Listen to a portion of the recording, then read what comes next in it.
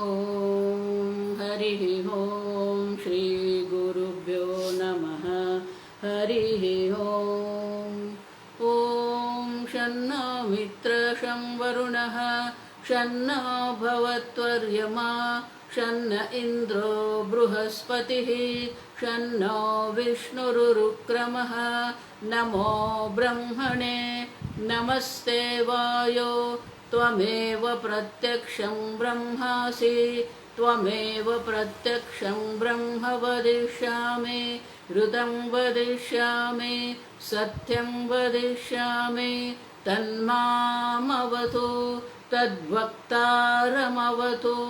अवतु माम् अवतु वक्तारम्। ॐ शान्ति शान्ति शान्तिः।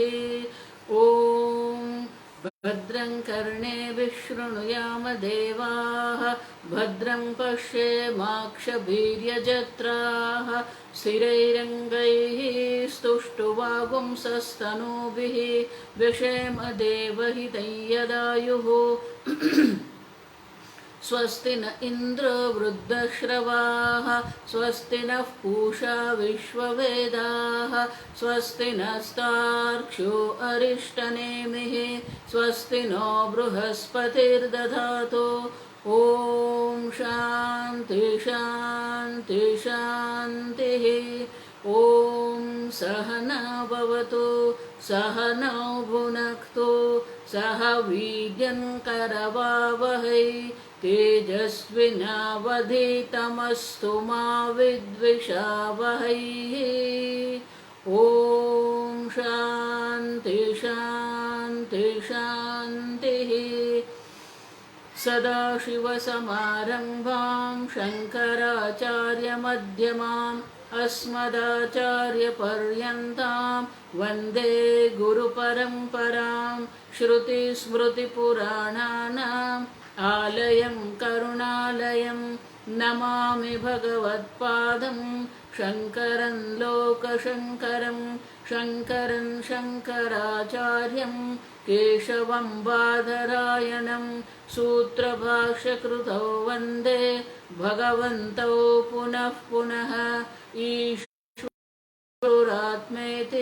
मूर्तिभेदविभागिने व्योमवद्व्याप्तदेहाय दक्षिणामूर्तये नमः।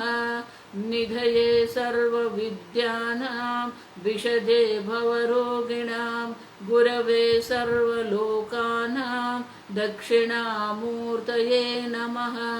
ॐ नमः प्रणवार्थाय शुद्धज्ञानैकमूर्तये निर्मलाय प्रशान्ताय दक्षिणामूर्तये नमः। मंगलाचरण। ॐ नमः श्रीशङ्करानन्द गुरुपादाम्बुजन्मने। ॐ नमः श्रीशङ्करानन्द गुरुपादाम्बुजन्मने। सविलासमहामोहग्राहग्रासैककर्मणे सविलासमहामोहग्राहग्रासैककर्मणे।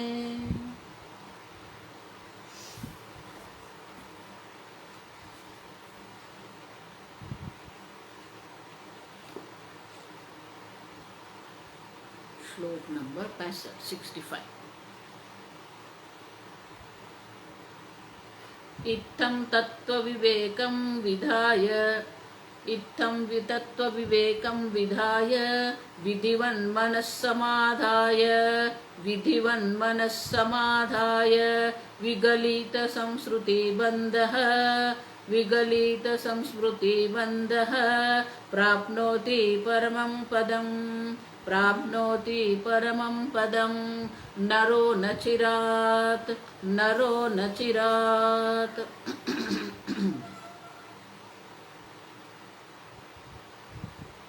इत्थं तत्त्वविवेकं। विद्यारण्य मुनि अब ये प्रथम अध्याय का उपसंहार कर रहे हैं। तत्व विवेक दर्शाया, जीव और ब्रह्म का ऐक्य दर्शाया। जीव और ब्रह्म ऐक्य के लिए अंतरंग साधन श्रवण क्या है, मनन क्या है, निधिध्यासन क्या है, और निधिध्यासन के परिपाक स्वरूप जो समाधि है उनकी भी चर्चा की। और समाधि का जो मुख्य फल है वो दर्शाया। मोक्ष उनका मुख्य फल है। अवान्तर फल भी दर्शाया कि सर्व प्रकार के कर्म का नाश हो जाता है, वासना भी क्षय हो जाती है। और जब परोक्ष ज्ञान है, परोक्ष ज्ञान से जैसे अग्नि से कर्म सर्व अग्नि जैसे अग्नि सर्व प्रकार के ईंधन को जलाकर राख कर देते हैं, उसी प्रकार से ज्ञान रूपी अग्नि द्वारा ये सर्व प्रकार के कर्म का नाश हो जाता है। और अपरोक्ष ज्ञान जो है वो अज्ञान की निवृत्ति करती है। और अपरोक्ष ज्ञान से एक बार अज्ञान की निवृत्ति हो गई तो संसार से मोक्ष की प्राप्ति भी अवश्य होती है। और इसीलिए इत्थम, हम समझो इत्थम माने इस प्रकार से तत्व विवेकम विधाय, तत्व विवेक का विधान करने के बाद विधिवन मनः समाधाय। देखो दो है, गुरु मुख से शास्त्र श्रवण करते हैं, तत्व विवेक का हम श्रवण करते हैं। लेकिन कल जो हमने चर्चा किया कि अगर हमारा मन तैयार नहीं है, मन का निर्माण हुआ नहीं है, तो ये ज्ञान नहीं हो सकता है। और इसीलिए कहते हैं विधिवत मनः समाधाय, विधिवत शास्त्रोक्त प्रकारेण मनः समाधाय स्थिरीकृत्य। देखो भगवान इसलिए गीता में कहते हैं कि गुरुमुख से श्रवण तो करना है, लेकिन उनके लिए हमारे मन को भी हमें तैयार करना है। श्रद्धावान लभते ज्ञानम, हमारा मन कैसा होना चाहिए? श्रद्धावान लभते ज्ञानम, श्रद्धावान। गुरु वेदांत वाक्येषु विश्वासः सा श्रद्धा। गुरु और वेदांत के जो वाक्य है उनमें हमें श्रद्धा होनी चाहिए। इतना ही नहीं, भगवान क्या कहते हैं? श्रद्धावान लभते ज्ञान। श्रद्धा मात्र से ज्ञान नहीं होगा, तत्परः, ये मोक्ष की तत्परता भी होनी चाहिए। और मोक्ष की तत्परता के साथ साथ मोक्ष और ज्ञान का क्या संबंध है, ये भी हमारे मन में स्पष्ट होना चाहिए। ज्ञानादेव तो कैवल्य, तत्व ज्ञान से ही मोक्ष की प्राप्ति होती है, अन्य कोई विकल्प नहीं है। तो भगवान कहते हैं श्रद्धा से ज्ञान होता है, लेकिन वो ज्ञान प्राप्त करने के लिए मोक्ष की भी तत्परता होनी चाहिए। जब मोक्ष हमारा जीवन का लक्ष्य बनता है तो मोक्ष का साधन ज्ञान हमारा जीवन का लक्ष्य बन सकता है। अगर मोक्ष में ही रुचि नहीं है तो तत्व ज्ञान में रुचि नहीं रहेगी। और इसलिए भगवान कहते हैं कि श्रद्धावान लभते ज्ञानम तत्परः संयतेन्द्रिय, अपने व्यक्तित्व पर अपना नियंत्रण होना चाहिए। और इसलिए यहाँ एक ही शब्द में कहते हैं मनः समाधाय विधिवत, शास्त्रोक्त रूप से अपने मन को आत्मा तत्व में, ईश्वर तत्व में समाहित करने का सामर्थ्य हमारे में होना चाहिए।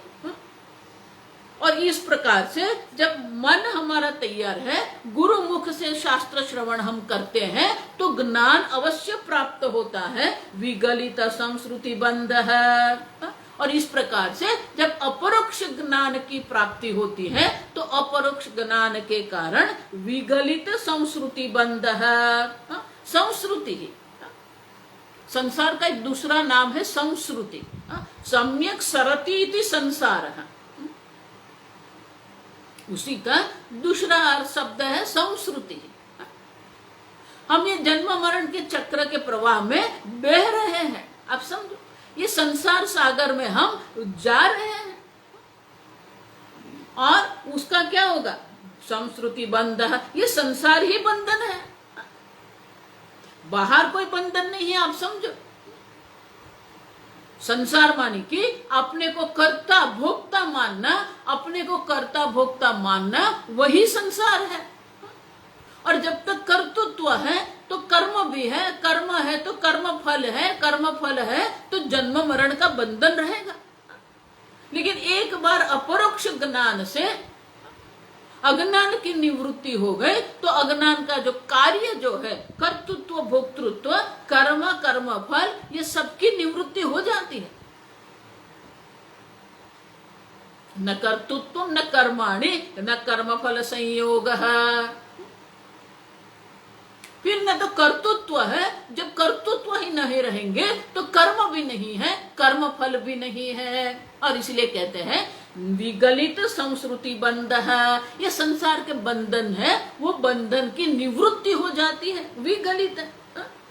निवृत्त संसार बंध अपरोक्ष ज्ञानेन, अपरोक्ष ज्ञान से ये संसार रूपी बंधन की निवृत्ति हो जाती है। और तब क्या होता है, प्राप्नोति परमं पदम नरः न चिरात्। देखो संस्कृत में उसे युगपत कहते हैं, अंग्रेजी में साइमल्टेनियस कहते हैं। काल की एक ही क्षण में दो चीज होती है, उसको साइमल्टेनियस कहते हैं, एक साथ होता है, वो युगपत उसको कहते हैं। अपरोक्ष ज्ञान से संसार बंधन की निवृत्ति भी होती है। परमं पदम प्राप्नोति, परम पद की प्राप्ति भी अवश्य होती है। अब देखो तो दो है नहीं, परम पद की प्राप्ति भी है और संसार बंधन की निवृत्ति भी है, दोनों है। ज्ञानादेव तो ज्ञान से ही मोक्ष है, लेकिन ज्ञान होने के बाद मोक्ष ऐसा नहीं है। जिस प्रकार से रज्जु का ज्ञान होना और सर्प की निवृत्ति होनी दो है, लेकिन दोनों युगपद एक साथ है। ऐसा नहीं है कि रज्जु का ज्ञान हो गया, अभी धीरे धीरे वो सर्प निवृत्त हो रहा है, धीरे धीरे नहीं, एक साथ होगा। और इसलिए कहते हैं कि ये ज्ञान से ही संसार बंधन की निवृत्ति भी हो जाती है, परम पद की प्राप्ति भी अवश्य होती है। न चिरात् परमं निरतिशयं पदम आनंद रूप मोक्षम न चिराद अवलंबिने अविलंबेन। विलंब नहीं है वहां पर, किसी भी प्रकार का विलंब नहीं है, किसी भी प्रकार की काल की देरी वहां पर नहीं है। अवश्य उसी क्षण मोक्ष की भी, परम पद की, मोक्ष की भी प्राप्ति होती है।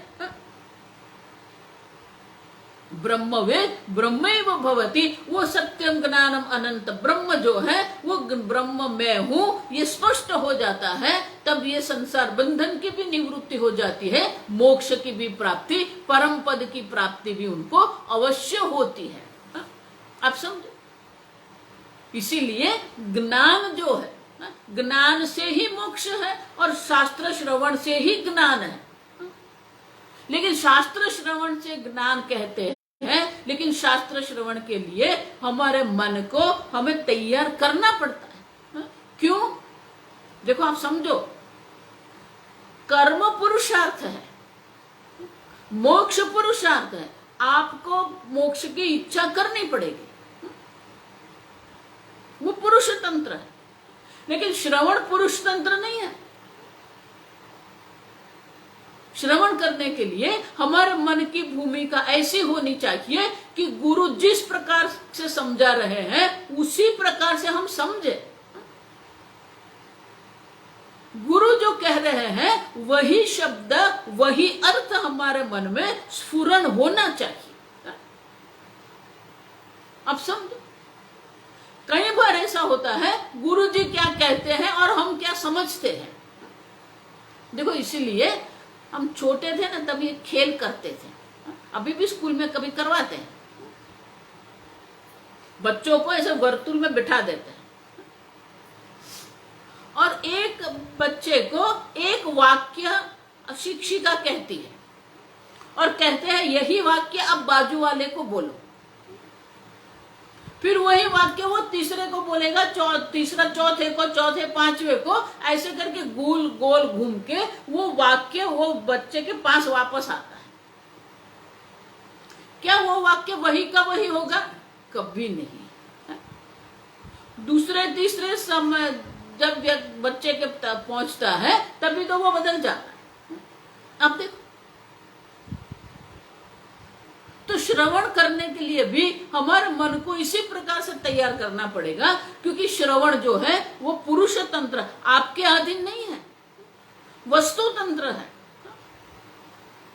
लेकिन नहीं हो सकता है, आप समझो ठीक से। इसीलिए स्वामी जी कहते थे कि हमारे जो स्वतंत्र संकल्प शक्ति जो है, जो पुरुषार्थ है, वो मध्य में आके रह ही जाता है।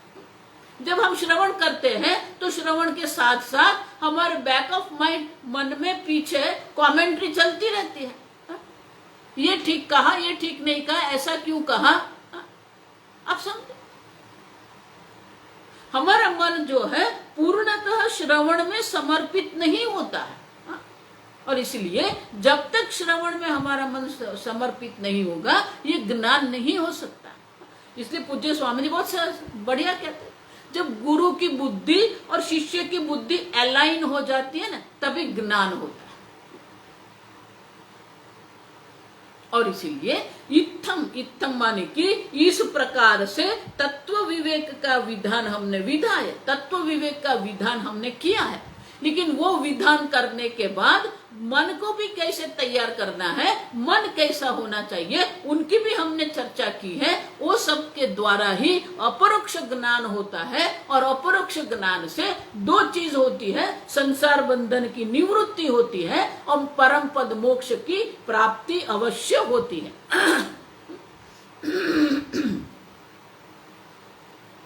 और इति श्रीमद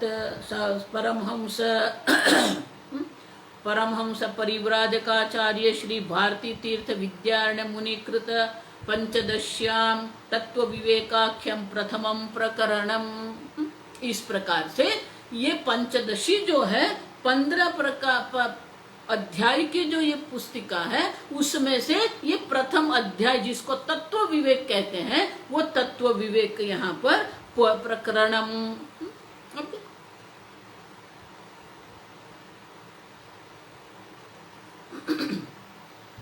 तो ये जो प्रथम प्रकरण है तत्व विवेक प्रकरण कहते हैं। ये तत्व विवेक प्रकरण जो है पंचदशी का मुख्य प्रकरण है। जैसे भगवत गीता में दूसरा अध्याय, पहला अध्याय गीता की भूमिका है। अर्जुन ने कैसे ये तत्व ज्ञान के लिए अर्जुन का मन तैयार हो गया, और तत्व ज्ञान वो भगवान के पास मांगता है, शिष्यस्ते हम शाधिमाम त्वाम प्रपन्नम। और भगवान ये तत्व ज्ञान का उपदेश करते हैं। तत्व ज्ञान के लिए मन को तैयार करने के लिए आवश्यक जो है जिसको कर्म योग कहते हैं, वो भी भगवान वहां चर्चा करते हैं। एषा ते विहिता सांख्य योगम बुद्धि योगम तो श्रृणु। ये सांख्य, ये ज्ञान की चर्चा अर्जुन कर दी। अब मन को तैयार करने के लिए कर्म योग भी आवश्यक है, वो भी आप सुनो। और इस प्रकार से जिसका मन तैयार हो गया है वो तत्व ज्ञान में निष्ठ हो जाते हैं। समाधो अचला बुद्धि। तो अर्जुन के मन में प्रश्न आया कि ये तत्वज्ञानी जो है, आत्मज्ञानी है, उनके लक्षण क्या है। तो स्थित प्रज्ञ के लक्षण अर्जुन पूछते हैं और भगवान उनका उत्तर देते हैं। और इसी प्रकार से दूसरा अध्याय पूर्ण अध्याय है। लेकिन अर्जुन के मन में वापस संशय हुआ और अर्जुन प्रश्न पूछता है तो अन्य अध्याय आरंभ होते हैं। उसी प्रकार से पंचदशी में ये पहला प्रकरण जो है वो मुख्य प्रकरण है, पूर्ण प्रकरण है। तत्व विवेक का यहाँ जो चर्चा हुई है वो पूर्ण है। और उसी प्रकरण से एक एक विषय को लेके अलग अलग प्रकरण बनाए हैं। जैसे दूसरा जो प्रकरण है पंचभूत विवेक प्रकरण है, पंच महाभूत की चर्चा हमने किया, तो वही पंचभूत का विस्तार पूर्वक जो चर्चा करना है, उपदेश करना है, वो दूसरे अध्याय में हमने द्वैत की भी चर्चा किया, द्वैत विवेक प्रकरण आएगा। तो जो जो विषय का यहाँ पर चर्चा हुई है उसी विषय का विस्तार पूर्ण पंचदशी में किया हुआ है, और इसीलिए ये मुख्य विषय है, मुख्य प्रकरण है। अब हम ये मुख्य प्रकरण जो है उनका सार भी हम देख लेते हैं, क्योंकि बहुत दिनों से हम ये पढ़ रहे हैं। पहले क्या क्या हम पढ़ के आए, हमारे मन में अगर स्पष्ट नहीं है तो हम पहले से ही ये पूरा प्रकरण क्या है, वो प्रकरण का 1-2 दिन में हम पूरा सार देखेंगे, क्योंकि ये बड़ा प्रकरण है। तो ये पूरे प्रकरण का सार हम अब शुरू करते हैं। पहले 2, अब देखो आपके पुस्तक में भी आप देखते जाइए मेरे साथ, एक एक श्लोक का हम अर्थ संक्षेप में देखेंगे।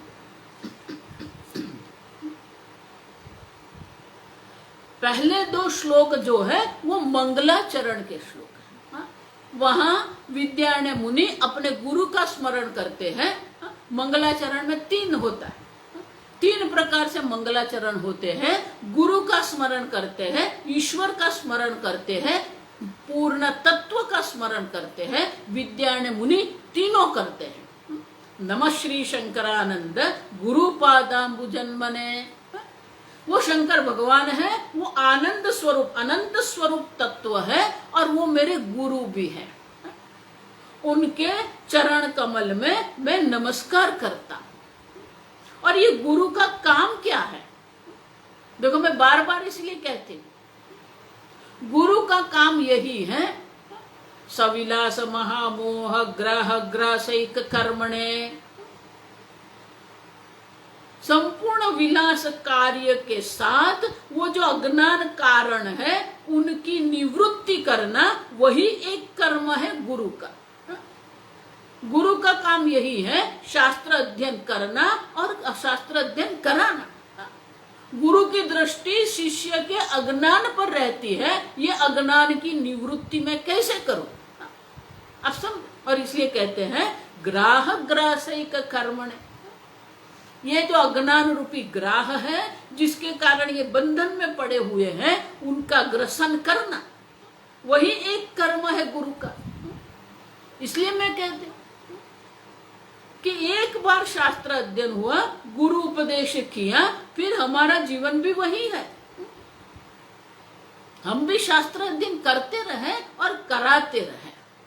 स्वाध्याय प्रवचनाभ्याम न प्रमदितव्यम, शास्त्र अध्ययन करते रहे, उसमें कभी प्रमाद नहीं होना चाहिए। और इसीलिए विद्यारण्य मुनि स्वयं कहते हैं कि गुरु का काम यही है, गुरु की दृष्टि शिष्य के अज्ञान पर रहती है, शिष्य के अज्ञान की निवृत्ति कैसे करे, और वो निवृत्ति करने के लिए आगे दूसरे श्लोक में कहते हैं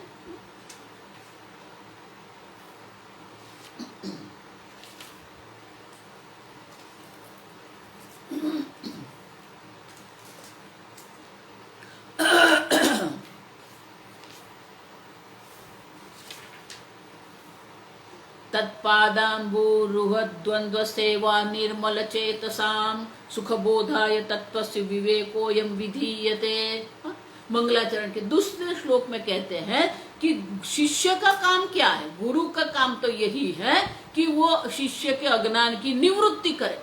लेकिन शिष्य को भी क्या करना चाहिए, वो जो गुरु सदगुरु है, वो सदगुरु के अम्बुरुह द्वंद्व सेवा निर्मल चेतसाम, भगवान जो गुरु जी है, गुरु के चरण कमल की वो सेवा करता रहे। सेवा देखो, ये सेवा जो है ना, पैर दबाना ही सेवा नहीं है, आप समझना। गुरु के पास बैठ के शास्त्र अध्ययन करना, और गुरु को शास्त्र अध्ययन के लिए जो भी व्यवहारिक अनुकूलता आवश्यक है, वो अनुकूलता हम बना के रखें, जिसके कारण गुरु शास्त्र अध्ययन भी करे और शास्त्र अध्ययन करवा सके। तो गुरु को इस प्रकार की व्यवस्था प्रदान करना वो भी गुरु की सेवा ही है। अगर गुरु के पास समय ही नहीं रहेगा तो आपको अध्ययन कराएंगे कैसे? और इसीलिए कहते हैं ये गुरु की सेवा माने कि चरण कमल की सेवा ही नहीं है। इसी प्रकार से हम एक व्यवस्था हम प्रदान करें जहां गुरुजी शास्त्र अध्ययन करवा सके। लेकिन ये क्यों है? सुखबोधाय तत्वस्य विवेकोयम विधीयते। आप ये पंचदशी का आरंभ क्यों कर रहे हैं? ये पंचदशी ग्रंथ जो है वो ग्रंथ जो है उनका प्रयोजन क्या है? किसी भी ग्रंथ का जब निर्माण होता है तो ग्रंथ के निर्माण के पीछे 4 चीज होती है। पहले तो उनका अधिकारी कौन है? जो शिष्य है जिसको मोक्ष की इच्छा है और जिसको मोक्ष के लिए ज्ञान की आवश्यकता है, वो समझ गया है, वो गुरु जो शिष्य है वो अधिकारी है। साधन चतुष्टय संपन्न अधिकारी भवति। विवेक वैराग्य समाधि षटक संपत्ति और मुमुक्षुत्व, ये 4 जो बहिरंग साधन है, बहिरंग साधन से युक्त जो शिष्य है वो अधिकारी है। विषय का है तत्व विवेक। तत्व विवेक ये विषय है उनका। अब समझो। और प्रयोजन क्या है? ये तत्व विवेक द्वारा ग्राह ग्रासैक कर्मणे, ये अज्ञान की निवृत्ति करना है। अज्ञान की कारण की निवृत्ति होने से सर्व प्रकार के संसार कार्य की भी निवृत्ति हो जाती है। तो मोक्ष ये प्रयोजन है। ज्ञान द्वारा मोक्ष की प्राप्ति कराना, सुख बोधाय, सरलता से शिष्य को ज्ञान द्वारा मोक्ष की प्राप्ति कराना, ये ग्रंथ का प्रयोजन है। तो संबंध क्या है? ज्ञान से ही मोक्ष की प्राप्ति। आप समझो, तत्व विवेक जो विषय है, तत्व विवेक विज्ञान के द्वारा ही मोक्ष की प्राप्ति होती है, एक संबंध है। दूसरा संबंध ये है, जो अधिकारी है उसी को ये तत्व ज्ञान होता है। जो अधिकारी नहीं है वो शास्त्र श्रवण भले ही करे, उनको ज्ञान होता नहीं है। और इसलिए अधिकारी और विषय का भी संबंध है, विषय और प्रयोजन का भी ये संबंध यहाँ दर्शाते हैं। और इसलिए कहते हैं तत्वस्य विवेक अयम विधीयते। ये तत्व ज्ञान प्राप्त कराने के लिए ये तत्व विवेक का विधान कर रहे हैं। अब तत्व विवेक क्या है? विवेक की आवश्यकता कब पड़ती है? जब 2 चीज एकत्रित हो जाती है, दोनों को अलग करने के लिए, विचि पृथक करने। ये विवेक शब्द जो है वो विच धातु से आया है, विचि पृथक करने। 2 एकत्रित हो गए, एक हो गए हैं, वो दोनों को अलग करना है। तो 2 चीज अलग एकत्रित हो गई। आप समझो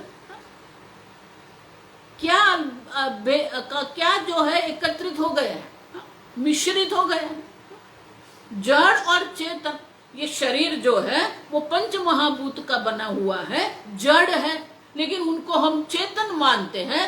और ये शरीर का जन्म हुआ, ये शरीर का मृत्यु है, लेकिन वो जो जन्म मृत्यु, अब देखो अन्योन्य अध्यास शास्त्र में उसको कहते हैं। अविवेक क्या है? देह जो जड़ है उनको चेतन मानते हैं, आत्मा जो चैतन्य स्वरूप है, आप जो चैतन्य स्वरूप आत्मा है, वो देह के साथ ऐक्य करके समझते हैं कि मैं जन्म मृत्यु वाला हूँ, मेरा जन्म हुआ, ये मेरी तारीख है, ये एस्ट्रोलॉजर ने मुझे बताया कि आपका मृत्यु कैसे होगा, आपके प्रारब्ध में क्या क्या लिखा है। अब समझो, तो देह का जो जन्म और मृत्यु है उनका आत्मा पर अध्यारोप कर दिया, आत्मा का जो चैतन्य स्वरूप है वो देह पर आरोपित कर दिया। इसी प्रकार से जड़ और चेतन। अब समझ, अविवेक इसी को कहते हैं। अब तत्व विवेक के द्वारा हम ये आत्मा तत्व को पृथक करेंगे। जड़ और चेतन को अलग समझना है, उसी को विवेक विज्ञान कहते हैं। और इसलिए कहते हैं कि पहले हमें विवेक विज्ञान माने कि तत्व विवेक की आवश्यकता है। तत्व विवेक के लिए क्या करेंगे?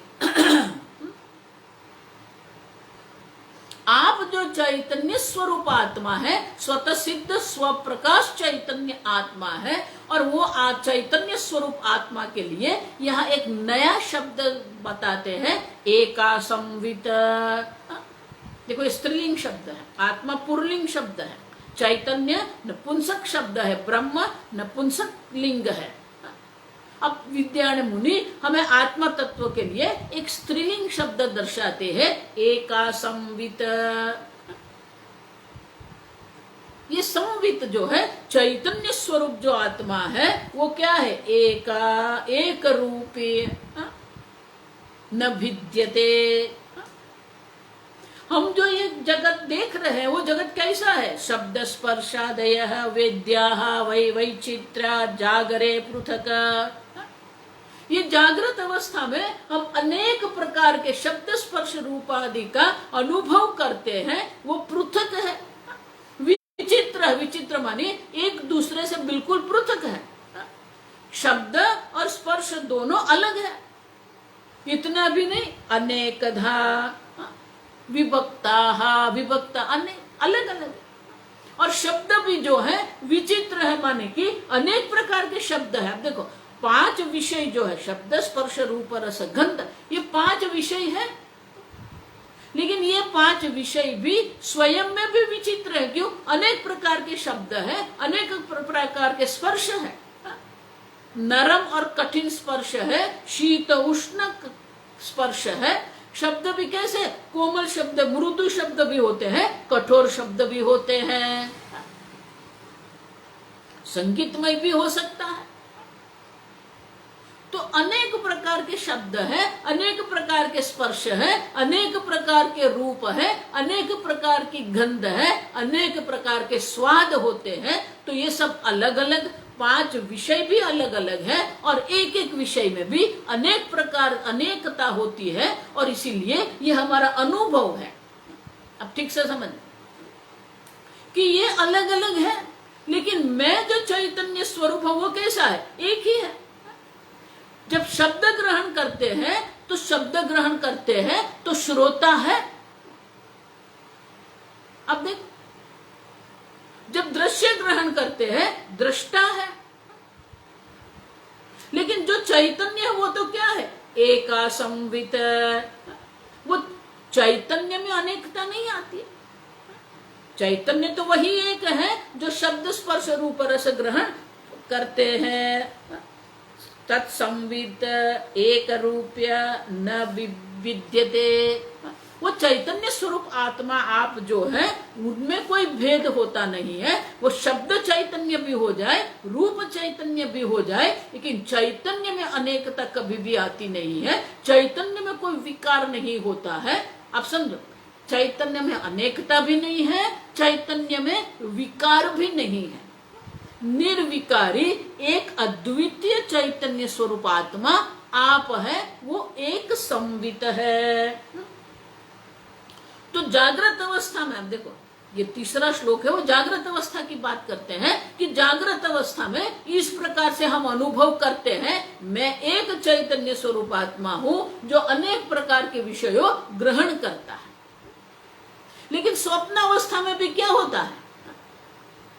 स्वप्न अवस्था भी, जब हम स्वप्न अवस्था में होते हैं, स्वकाले सत्यवत भाति,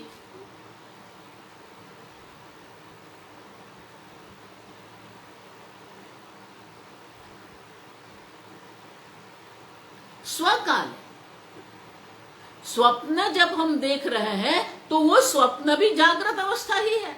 अब समझो, स्वप्न में, अब स्वप्न काल में जब होते हैं तब तो वो जागृत अवस्था है आपकी। आप अनेक प्रकार के अनुभव कर रहे हैं, अनेक लोगों को आप मिल रहे हैं, वहां सूर्य है, ग्रह है, नक्षत्र है, रात है, दिन है, सब है, जड़ है, चेतन है। तो स्वप्न जगत जो है स्वप्न अवस्था में तो वो जागृत अवस्था ही है। लेकिन क्या होता है, स्वकाले सत्यवद भाति प्रबोधे सति असत भवेत। जब हम जागृत अवस्था में आता है तब वो स्वप्न अवस्था जो होती है वो असत हो जाती है। तो फिर जागृत अवस्था और स्वप्न अवस्था में क्या भेद है? इसलिए कहते हैं स्वप्ने अत्र वेद्यम तु न स्थिरम जागरे स्थिरम। स्वप्न अवस्था में जो हम विषय का अनुभव करते हैं वो स्थिर नहीं बनेगी, वही के वही नहीं है। हर रोज जो हम स्वप्न देखते हैं अलग अलग स्वप्न जगत हम देखते हैं, लेकिन जागृत अवस्था तो क्या है, वही जागृत अवस्था है, वही देश में वही काल में हम जागृत होते हैं, वही संबंध है, वही वस्तुएं है, वही घर है, वही नगर है। अब देखो वही सूर्य है, वही चंद्र है, वही वृक्ष है। और इसलिए कहते हैं कि स्वप्न अवस्था में जो विषय का अनुभव करते हैं वो वही के वही नहीं रहते हैं। जब हम स्वप्न में से जागते हैं तो वही लोग हमारे आसपास होते हैं, वही विषय हमारे आसपास होते हैं। इसलिए जागृत अवस्था में स्थिर होता है, स्वप्न अवस्था में स्थिरता नहीं है। लेकिन ये जागृत और स्वप्न का भेद है, उसमें संविद न विद्यते, संविद एक रूपा न विद्यते। जागृत अवस्था में जो चैतन्य आत्मा है और स्वप्न अवस्था का अनुभव करने वाला जो चैतन्य आत्मा है वो दो चैतन्य नहीं है। जागृत चैतन्य भी वही है, स्वप्न चैतन्य भी एक ही है। उसी प्रकार से सुषुप्तः उत्थितस्य सौषुप्त तमोबोधः भवेत् स्मृति ही। जब सो जाता है जागृत अवस्था में मन बुद्धि इंद्रिया जो है वो जागृत होती है। जब मन इंद्रिया बुद्धि जब शांत हो जाती है तो उनको सुषुप्ति अवस्था कहते हैं। लेकिन सुषुप्ति अवस्था में होता क्या है, अहम किमपि न जानामि मया सुखेन निद्रा अनुभूयते। अब मन बुद्धि सो गए, इंद्रियां सो गई, आप सो गए, आप चैतन्य कभी सोते नहीं हो। देखो ये बहुत बड़ी बात है, आप समझना। देखो ये विवेक करना पड़ेगा। मन बुद्धि सो गई, वो सोई हुई मन बुद्धि का अपने ऊपर अध्यारोप करते हैं और हम कहते हैं मैं सो गया था, मुझे कुछ मालूम नहीं है, मुझे सोने में बहुत आनंद आया, सुखेन मया निद्रा अनुभूयते। अब देखो तो मन और बुद्धि का मन की जो ये अवस्था है, जागृत अवस्था मन की है, स्वप्न अवस्था मन की है, सुषुप्ति अवस्था भी मन की है। आप तो वो चैतन्य स्वरूप आत्मा है जो कभी सोता ही नहीं है। देखो ये पहली बार जब मैंने सुना ना तो मुझे बहुत आश्चर्य हुआ। Just understand, I don't sleep, you don't sleep at all. आप कभी सोते ही नहीं, क्यों? एकासंवित। अब वो चैतन्य स्वरूप आत्मा है जो जागृत अवस्था को भी प्रकाशित करते हैं, स्वप्न अवस्था को भी प्रकाशित करते हैं, सुषुप्ति अवस्था को भी आप ही प्रकाशित करते हैं। अब वो चैतन्य स्वरूप आत्मा है जो मन की सर्व अवस्थाओं का प्रकाशन करते हैं। और वो जो सुषुप्ति अवस्था है उसमें दो अनुभव हमारे होते हैं। वो जागने के बाद वो अनुभव का हम स्मरण करते हैं, स्मृति ही भवेत। अब स्मृति कब होती है? यद्यद अनुभूतम तत्तदेव स्मर्यते। जब अनुभव होता है तभी तो स्मृति होती है। लेकिन जब सो जाते हैं तब हमें ये पता नहीं होता। जागने के बाद हम कहते हैं मया सुखेन निद्रा अनुभूयते, अहम किमपि न जानम, मुझे कुछ भी मालूम नहीं था और मैं आनंद से सोया हुआ था। तो ये दो प्रकार की जो स्मृति है वो स्मृति ही पुरवार करती है कि इस प्रकार का अनुभव था। और जो अनुभव हुआ है उनका लेखन कहाँ हुआ है? आप चैतन्य स्वरूप आत्मा है जो ये जानता है। और इसीलिए कहते हैं ये स्मृति जो है वो स्मृति अनुभव पूर्वी का स्मृति होती है। और हमें ये जागने के बाद ये स्मरण होता है, और इसीलिए सुषुप्ति में भी मन बुद्धि सो गए थे, आप नहीं सोए थे। अब देखो, सुषुप्ति अवस्था आपकी नहीं है, वो मन की अवस्था है। क्यों? सबोध विषयान भिन्न न बोधत स्वप्न बोधवत।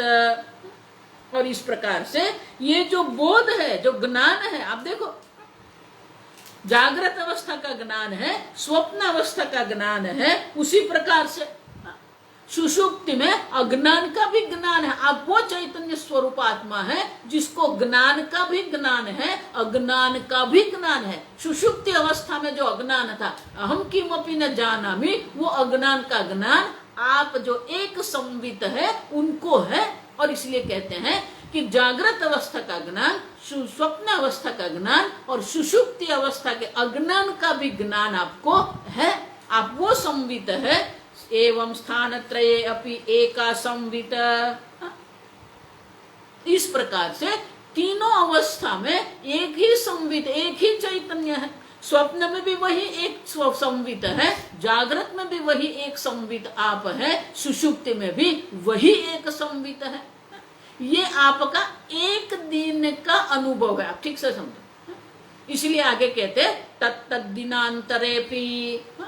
जागृत अवस्था में, स्वप्न अवस्था में, सुषुप्ति अवस्था में ये हमने किया। दिनांतरे, दिनांतरे मानी अन्य दिन पर भी वही है, दूसरे दिन भी वही होगा, तीसरे दिन भी वही होगा, एक सप्ताह में भी वही अनुभव है, अगले सप्ताह में भी वही अनुभव है, एक मास में भी यही अनुभव है। अब देखो, तो ये क्या है? मास अब्द युग कल्पेशु गतागम आगमेशु अनेकधा। इस प्रकार से एक दिन, एक सप्ताह, एक पक्ष, एक मास, अब्द एक वर्ष। अब देखो, उत्तरायण दक्षिणायन एक संवत्सर, युग कल्प, ये बदलते रहते हैं। और हर एक दिन आपको ये तीन प्रकार की अवस्था का अनुभव होता रहता है। और दिन बदलते हैं, मास बदलते हैं, वर्ष बदलते रहते हैं, युग का परिवर्तन होता है, कल्प का परिवर्तन होता है। लेकिन आप तो कैसे? एका न उदेति न स्तमेति, एका संवित ऐसा स्वयं प्रभा। आप वो एक संवित है, न उदेति न अस्तमेति, न उनका उदय होता है न अस्त होता है। स्वतः सिद्ध स्वयं प्रभा, स्वतः सिद्ध स्वप्रकाश एक संवित स्वरूप आत्मा आप है। अब देखो, विवेक करिए, अवस्था त्रय का विवेक किया। अवस्था त्रय का विवेक करके हम समझते हैं कि आप एक संवित है, न तो उसका उदय होता है न कभी उनका अस्त होता है। गता आगमेश, अनेक प्रकार, अनेक दिन मास युग गए, आगमेश अनेक आएंगे, अनेक प्रकार से ये होगा। 4 प्रकार के युग हैं, अनेक प्रकार के वर्ष हैं, ये सब आते रहते हैं। कितने गए भी, कितने आने वाले भी हैं। आगमेशु अनेकधा, लेकिन न चैतन्य का उदय होता है न चैतन्य का अस्त होता है। एका संवित, आप एक अद्वितीय चैतन्य स्वरूप आत्मा है, न उनका उदय है न उनका अस्त है।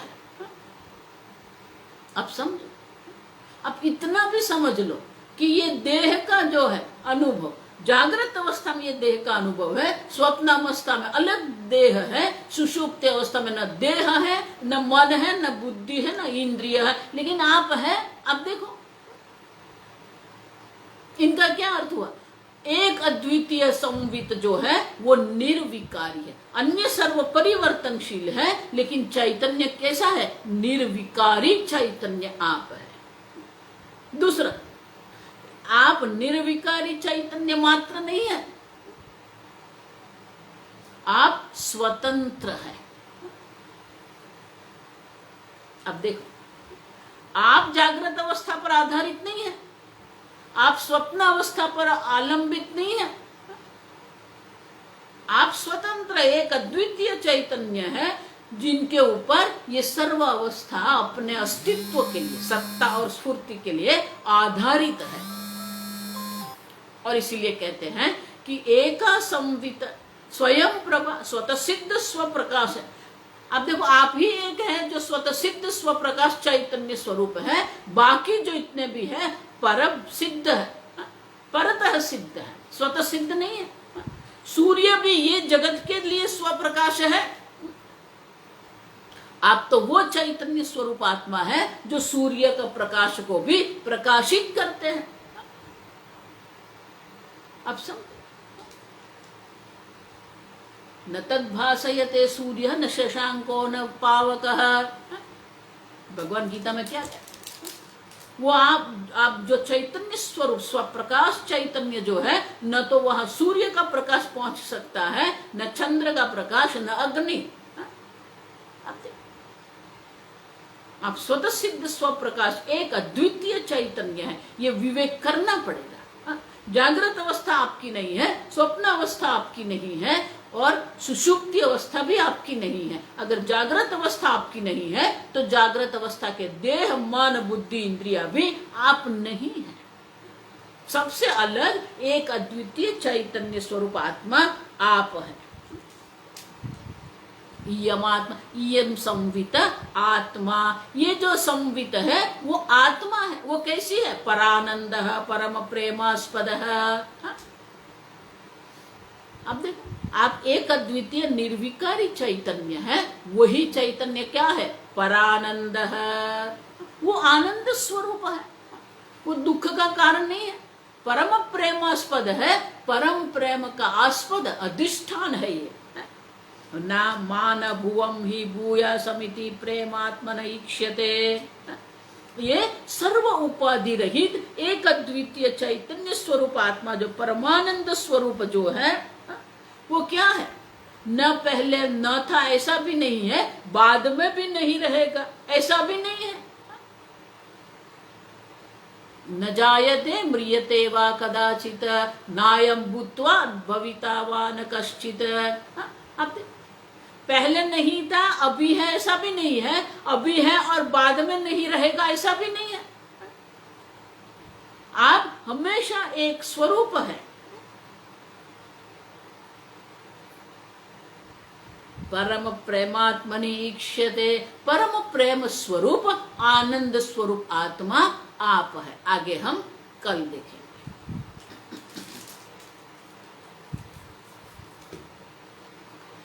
ओम स्वस्ति प्रजाभ्यः परिपालयन्ताम् न्यायेन मार्गेण महिं महिषाः। गोब्राह्मणेभ्यः शुभमस्तु नित्यं। लोकाः समस्ताः सुखिनो भवन्तु। काले वर्षतु पर्जन्यः। पृथिवी सस्यशालिनी। देशोऽयं क्षोभरहितः। ब्राह्मणाः सन्तु निर्भयाः। ओम सर्वेषां स्वस्तिर्भवतु। सर्वेषां शान्तिर्भवतु। सर्वेषां पूर्णं भवतु। सर्वेषां मङ्गलं भवतु। सर्वे भवन्तु सुखिनः। सर्वे सन्तु निरामयाः। सर्वे भद्राणि पश्यन्तु। मा कश्चित् दुःखभाग् भवेत्। असतो मा सद्गमय। तमसो मा ज्योतिर्गमय। मृत्योर्मा अमृतंगमय। ओम पूर्णमदः पूर्णमिदं पूर्णात् पूर्णमुदच्यते। पूर्णस्य पूर्णमादाय पूर्णमेवावशिष्यते। ओम शांति शांति शांतिः। हरिः ओम श्री गुरुभ्यो नमः। हरिः ओम। हरि